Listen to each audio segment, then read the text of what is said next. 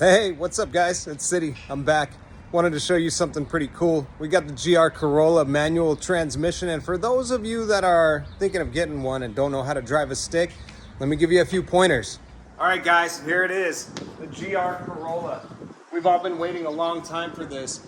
It's a little Corolla car with a lot of motor in it. You're talking about 300 horsepower packed into this baby.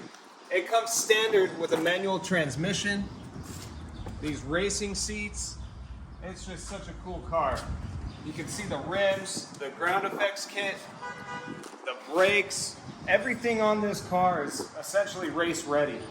And one thing about it is that it is a stick shift, and I know a lot of you guys out there are probably wondering, like, do I get a stick? Is it impossible for me to learn? Well, that's why I made this video. I'm gonna show you guys a few pointers in driving one. All right, let's check it out. Oh, I just love getting in this thing. It feels like a cockpit with these seats.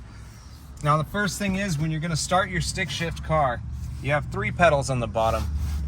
The clutch is all the way on the left hand side, and that's the most important one. Essentially, by pushing this in, you're putting the car into neutral.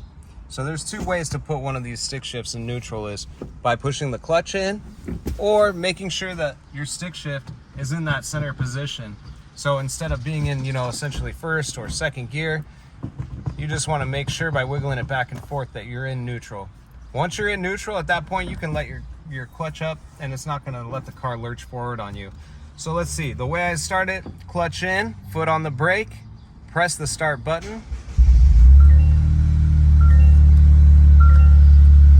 Now my e-brake's up, so I'm not going to roll back. My foot's on the clutch.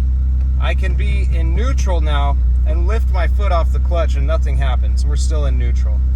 In order to drive forward, you're going to put it in first gear.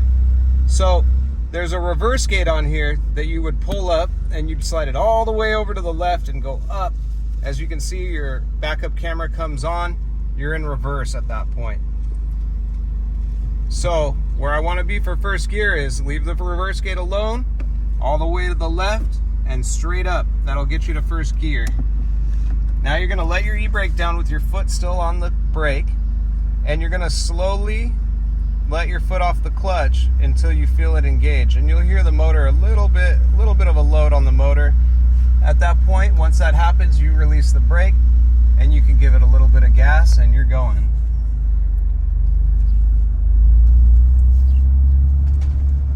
So for low speed, first or second gear will work. And to shift into second, now that you're moving, that's the hard part, is finding that engagement point. But now that you're moving, it's pretty simple. You're just gonna put your foot in on the clutch, pull it into second gear, and release your foot. If you feel like the motor's bogging down, let me get my seatbelt on there, guys, sorry.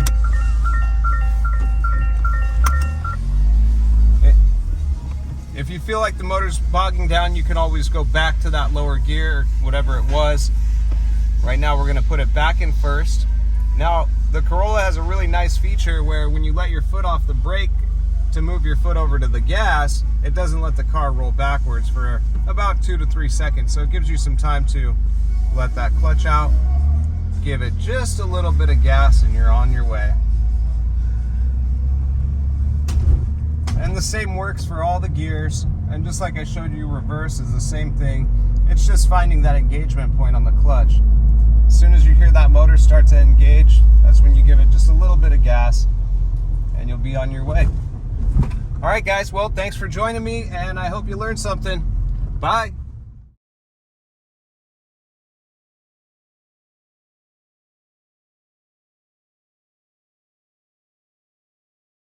All right guys, like, subscribe, and share, and I'll be posting more videos. See you soon.